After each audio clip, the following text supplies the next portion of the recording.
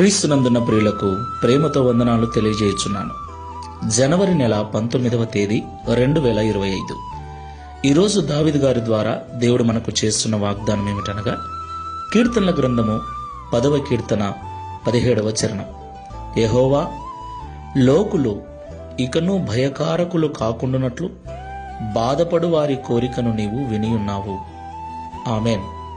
నా ప్రియమైన సహోదరి సహోదరులారా, మనం ఆరాధించేటువంటి దేవుడు కరుణా సంపన్నుడు, దయగలిగిన వాడు, కనికరము గల దేవుడు.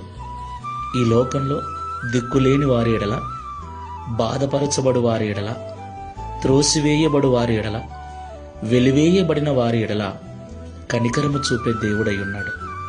ఈ మాటలు వింటున్న ప్రియ సహోదరి సహోదరుడా, లోకులు నిన్ను బాధ పెడుతున్నారా? లోకమును చూసినప్పుడు నీకు భయం కలుగుతుందా?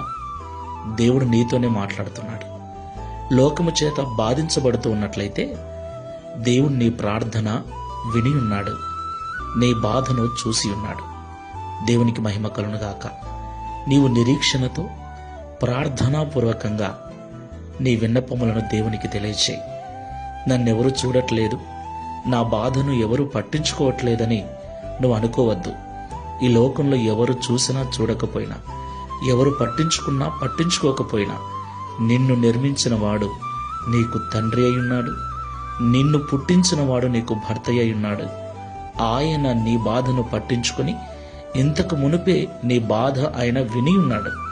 నువ్వు బాధ నుండి విడిపించమని ఆయన సన్నిధిలో పెట్టిన మొరను, నీ కోరికను ఆయన విని ఉన్నాడు. ధైర్యంగా ఉండు. ఇక ఎవరూ నిన్ను భయపెట్టరు. ఈ లోకములో ఎవరూ నీకు భయకారకులుగా ఉండరు. దేవుని మీద విశ్వాసముతో, నమ్మకంతో, ప్రార్థనాపూర్వకంగా ఈ విశ్వాసపు యాత్రను కొనసాగించు. ప్రార్థన చేసుకుందాం. సర్వోన్నతుడా, సర్వశక్తిమంతుడా, భయంకరుడవైన తండ్రి, నీకు స్తోత్రాలు చెల్లిస్తున్నాను. ఆది సంభూతుడవు, నీ ఎదుట నిలబడగలవాడెవడు? నీకు విరోధి అయిన వాడెవడు తండ్రి? ప్రభువా, నీ పిల్లలమైన మాకును ఈ లోకంలో విరోధంగా నిలబడు వారు ఎవరూ లేరు. అయితే లోకములో కొన్ని బాధలు, కొంతమంది చేత ఇబ్బందులు, కొంతమంది చేత నిందించబడచ్చు, దూషించబడచ్చు, చులకనగా చూడబడుతున్న వారు మాలో ఉన్నారు. ఆ బాధను తట్టుకోలేక, భరించలేక నీకు మొరపెడుతూ ఉండగా, వారి మొరను, వారి కోరికను వినియున్నానని ఈరోజు మాతో మాట్లాడినందుకు స్తోత్రాలు. నిరీక్షణ అనుగ్రహించండి.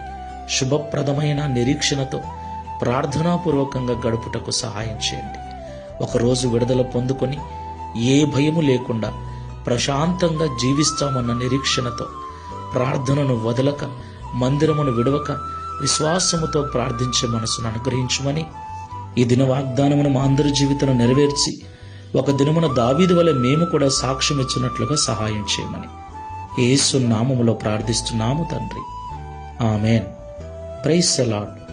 God bless you.